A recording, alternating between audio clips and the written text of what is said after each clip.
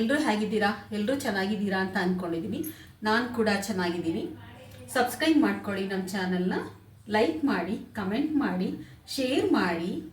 ಅಷ್ಟೇ ಅಲ್ಲ, ವಿಡಿಯೋನ ಸ್ವಲ್ಪ ಹೆಚ್ಚು ಹೊತ್ತು ನೋಡಿ, ವಾಚ್ ಓವರ್ ಬರೋ ರೀತಿ ಎಲ್ರಿಗೂ ಅನುಕೂಲ ಆಗುತ್ತೆ. ಇವತ್ತು ಬೆಳಗ್ಗೆ ಚಪಾತಿ ಮತ್ತು ಟೊಮೆಟೊ ಗೊಜ್ಜನ್ನು ಮಾಡಿದೆ.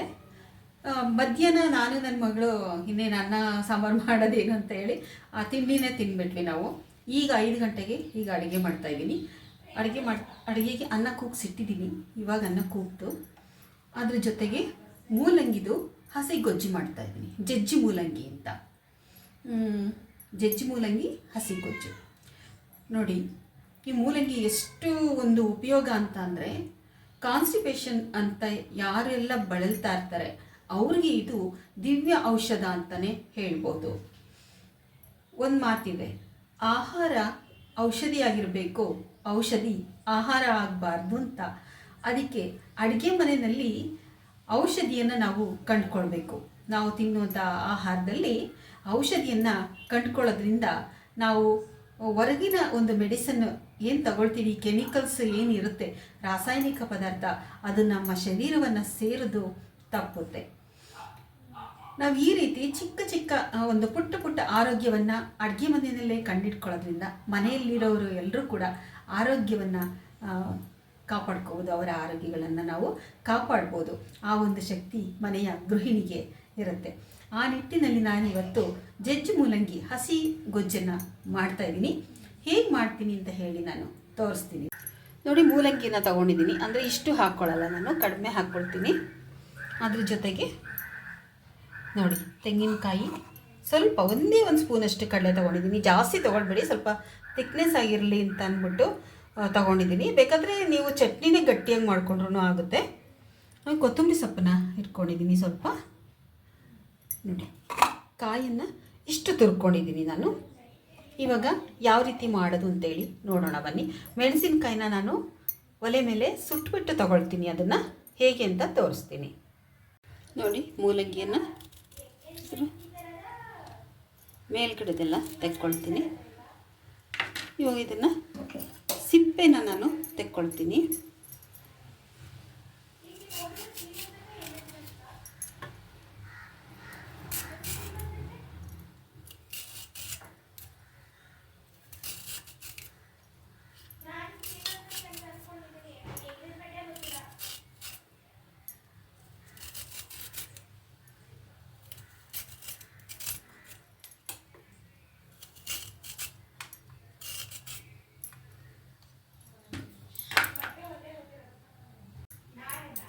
ಇವಾಗ ಇದನ್ನು ನೋಡಿ ನಾನು ಹಚ್ಕೊಳ್ತೀನಿ.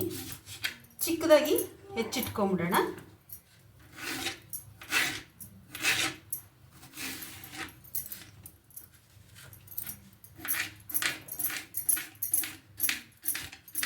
ಮಿಕ್ಸಿಗೆ ಹಾಕಿದಾಗ ಬೇಗ ನುಣ್ಣಗಾಗುತ್ತೆ.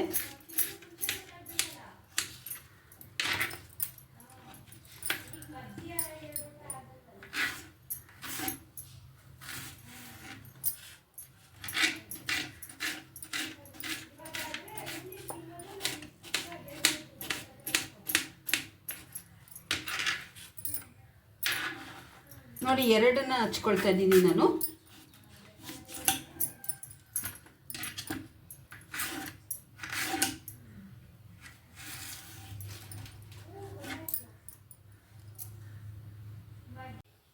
ನೋಡಿ, ಸ್ಟವ್ ಹಚ್ಕೊಂಡಿದ್ದೀನಿ. ಈಗ ಮೆಣಸಿನಕಾಯನ್ನು ಸ್ವಲ್ಪ ಬಿಸಿ ಮಾಡ್ಕೊಳ್ಳೋಣ. ಅದಕ್ಕೆ ನೋಡಿ ಏನು ಮಾಡ್ತಾಯಿದ್ದೀನಿ, ಚಿಕ್ಕ ಚಾಕುಗೆ ನಾನು ಹಾಕ್ಕೊಳ್ತಾ ಇದ್ದೀನಿ. ನೋಡಿ, ಈ ಥರ ಇದನ್ನು ಬಿಸಿ ಮಾಡ್ಕೊಳ್ಳೋಣ.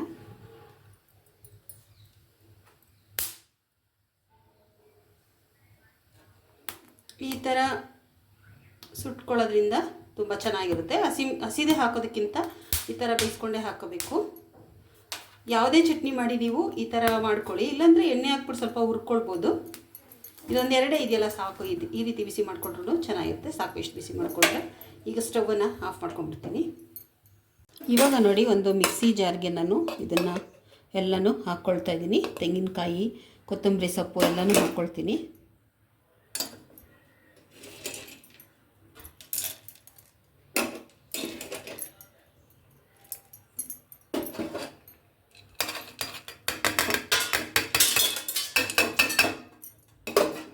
ಇವಾಗ ಇದಕ್ಕೆ ಮೆಣಸಿನ್ಕಾಯಿ ಕೂಡ ಹಾಕ್ಕೊಳ್ತೀನಿ ನಾನು. ನೋಡಿ, ಮೆಣಸಿನ್ಕಾಯಿನ ಬಿಸಿ ಮಾಡ್ಕೊಂಡಲ್ಲ ಅದನ್ನು ಹಾಕ್ಕೊಳ್ತೀನಿ. 2 ಸಾಕು. ನಿಮಗೆ ಖಾರ ಜಾಸ್ತಿ ಬೇಕಂದರೆ ಜಾಸ್ತಿ ಹಾಕ್ಕೊಳ್ಬಹುದು. ಈಗ ನೋಡಿ ಸ್ವಲ್ಪ ಸಕ್ಕರೆ ಕೂಡ ಹಾಕ್ಕೊಳ್ತೀನಿ. ಸಕ್ಕರೆ ತೆಂಗಿನಕಾಯಿ ಹಾಕಿರೋದ್ರಿಂದ ಹಸಿ ತೆಂಗಿನಕಾಯಿ ಸಕ್ಕರೆ ಹಾಕ್ಕೊಂಡ್ರೆ ತುಂಬಾ ಟೇಸ್ಟ್ ಬರುತ್ತೆ. ನೀವು ಶುಂಠಿ ಬೇಕಾದ್ರೆ ಹಾಕ್ಕೋಬೋದು, ಆದರೆ ಮೂಲಂಗಿ ಆಗಿರೋದ್ರಿಂದ ಶುಂಠಿ ಅವಶ್ಯಕತೆ ಇಲ್ಲ. ನೋಡಿ, ಸ್ವಲ್ಪ ಉಪ್ಪನ್ನು ಹಾಕ್ಕೊಳ್ತಾ ಇದ್ದೀನಿ ಇದಕ್ಕೆ. ಇವಾಗ ಇದಿಷ್ಟನ್ನು ಫಸ್ಟ್ ಮಿಕ್ಸಿ ಮಾಡ್ಕೊಳ್ಳೋಣ. ಒಂದು ಸ್ವಲ್ಪ ನೀರು ಹಾಕ್ತೀನಿ, ಜಾಸ್ತಿ ಹಾಕಲ್ಲ.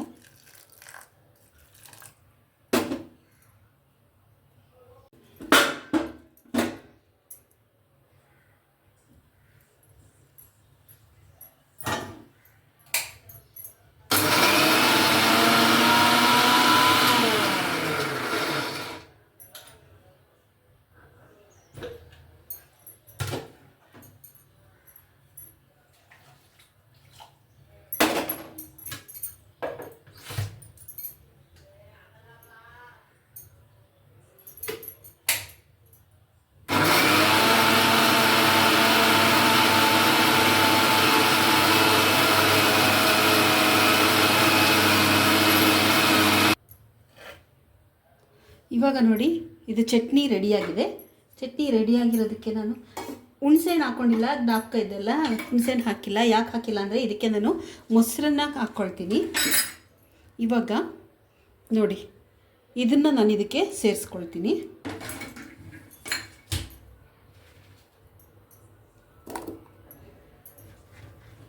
ಸಣ್ಣಗೆ ಹಚ್ಕೊಂಡಿರೋದೇ ಅದಕ್ಕೆ.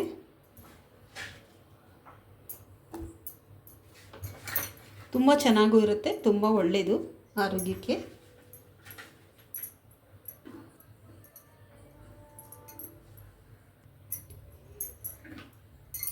ನೋಡಿ, ಎಲ್ಲನೂ ಹಾಕ್ಕೊಂಡಿದ್ದೀನಿ. ಇವಾಗ ನಾನು ಮಿಕ್ಸಿ ಜಾರ್ ಮುಚ್ಕೊಳ್ತೀನಿ. ಈಗ ಮತ್ತೆ ಇದನ್ನೆಲ್ಲ ನುಣ್ಣಗೆ ರುಬ್ಕೊಳ್ಳೋಣ. ನೋಡಿ, ಇವಾಗ ಇದಕ್ಕೆ ನಾನು ರುಬ್ಕೊಂಡಿದ್ದೀನಲ್ಲ, ನೋಡ್ತಾ ಇದ್ದೀರಾ, ತೆಂಗಿನಕಾಯಿ, ಮೂಲಂಗಿ ಎಲ್ಲನೂ ರುಬ್ಕೊಂಡಿದ್ದೀನಿ. ಇವಾಗ ಒಂದು ಪಾತ್ರೆಗೆ ಹಾಕ್ಕೊಳ್ತಾ ಇದ್ದೀನಿ. ಜಾಸ್ತಿ ನೀರು ಹಾಕೋದು ಬೇಡ.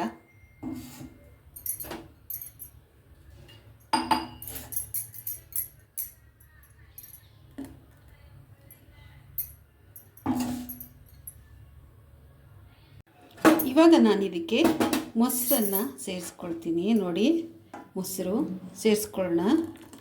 ಗಟ್ಟಿ ಮೊಸರು ಹಾಕ್ಕೊಂಡಿದ್ದೀನಿ. ಒಂದು ಸ್ವಲ್ಪ ಅದನ್ನು ಕಡೆದ್ಬಿಟ್ಟು ಹಾಕ್ಕೊಂಡಿದ್ದೀನಿ.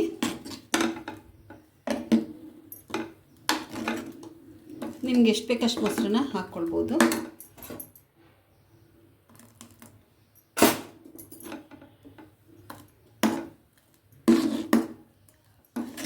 ತುಂಬಾ ಚೆನ್ನಾಗಿರುತ್ತೆ. ಇದಕ್ಕೆ ಒಂದು ಒಗ್ಗರಣೆಯನ್ನು ಮಾಡ್ಕೊಳ್ಳೋಣ, ಜೀರಿಗೆ ಎಲ್ಲ ಹಾಕ್ಬಿಟ್ಟು. ಇವಾಗ ನೋಡಿ, ಸ್ವಲ್ಪ ಎಣ್ಣೆನ ಹಾಕ್ಕೊಂಡಿದ್ದೀನಿ ಬಾಣಲಿಗೆ. ಒಗ್ಗರಣೆ ಹಾಕ್ಕೊಳ್ಬೇಕಲ್ಲ ಚಟ್ನಿಗೆ. ಹಸಿ ಮೂಲಂಗಿ ಗೊಜ್ಜು. ನೋಡಿ, ಇದಕ್ಕೆ ಬೇಯಿಸುವಂಥ ಅವಶ್ಯಕತೆ ಇಲ್ಲ, ದಿಢೀರಂತ ಮಾಡ್ಕೊಂಡು ಬಿಡ್ಬೋದು.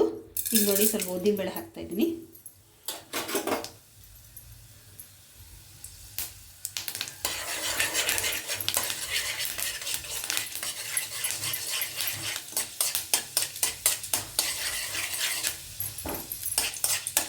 ಉದ್ದಿನಬೇಳೆ ಹಾಕೋದ್ರಿಂದ ತುಂಬಾ ಟೇಸ್ಟ್ ಬರುತ್ತೆ. ಇವಾಗ ಇದಕ್ಕೆ ಸ್ವಲ್ಪ ಸಾಸಿವೆ ಮತ್ತು ಜೀರಿಗೆ ಹಾಕಿಲ್ಲ, ಸೋಂಪನ್ನು ಹಾಕ್ಕೊಳ್ತಾ ಇದ್ದೀನಿ. ನೋಡಿ, ಎಲ್ಲದಕ್ಕೂ ಸೋಂಪು ಹಾಕ್ಕೊಳ್ಳಿ, ಒಳ್ಳೆಯದು. ಜೀರಿಗೆ ಮತ್ತು ಸೋಂಪು ತುಂಬ ಒಳ್ಳೆಯದು. ಇವಾಗ ನಾನು ಸ್ಟವನ್ನು ಆಫ್ ಮಾಡ್ತೀನಿ. ಇದಕ್ಕೆ ಮೆಣಸಿನ್ಕಾಯಿ ಬೇಕಾದರೂ ನೋಡಿ, ಒಣಮೆಣಸಿನ್ಕಾಯಿನ ಇದಕ್ಕೆ ಹಾಕ್ಕೊಳ್ತೀನಿ. ಇದು ಜಾಸ್ತಿ ಕಪ್ಪಾದರೆ ಚೆನ್ನಾಗಿರಲ್ಲ. ಈ ಒಂದು ಬಿಸಿ ಒಳಗಡೆ ಅದು ಬೆಚ್ಚಗಾದರೆ ಸಾಕು. ತುಂಬ ಸುಡ್ತಾ ಇದೆ ಬಾಣಲಿ, ಅಷ್ಟಕ್ಕೆ ಬಿಸಿ ಆಗುತ್ತೆ. ಮೆಣಸಿನ್ಕಾಯಿ ಕಪ್ಪಾದರೆ ಚೆನ್ನಾಗಿರಲ್ಲ.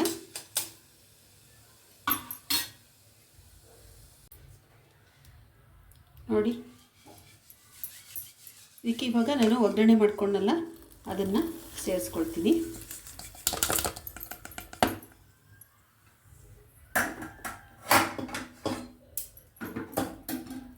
ನೋಡಿದ್ರಲ್ಲ, ಹಸಿ ಮೂಲಂಗಿ, ಜಜ್ಜಿ ಮೂಲಂಗಿ ಹಸಿ ಗೊಜ್ಜು. ನೋಡಿ, ನಾನು ರೈಸನ್ನು ಇಟ್ಕೊಂಡಿದ್ದೀನಿ. ಇವಾಗ ರೈಸ್ಗೆ ಈ ಒಂದು ಗೊಜ್ಜನ್ನು ಹಾಕ್ಕೊಳ್ತೀನಿ. ನೋಡಿದ್ದಾರಲ್ಲ ಗೊಜ್ಜು ಯಾವ ರೀತಿ ನಾನು ರೆಡಿ ಮಾಡಿದ್ದೀನಿ ಅಂತ.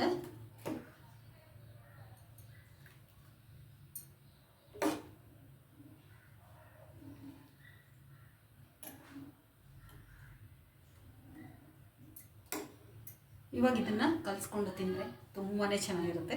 ನಾನಿಲ್ಲೇ ಟೇಸ್ಟ್ ಮಾಡಿ ನಿಮಗೆ ತೋರಿಸೋಣ ಅಂತ ಅಲ್ಲಿ ಊಟ ಮಾಡ್ತೀನಿ. ನಿಮ್ಗೆ ತೋರಿಸೋಣ ಅಂತ ಇಲ್ಲಿ ಒಂದು ಚೂರನ್ನ ಟೇಸ್ಟ್ ಮಾಡ್ತೀನಿ. ಒಂದು ಸ್ವಲ್ಪ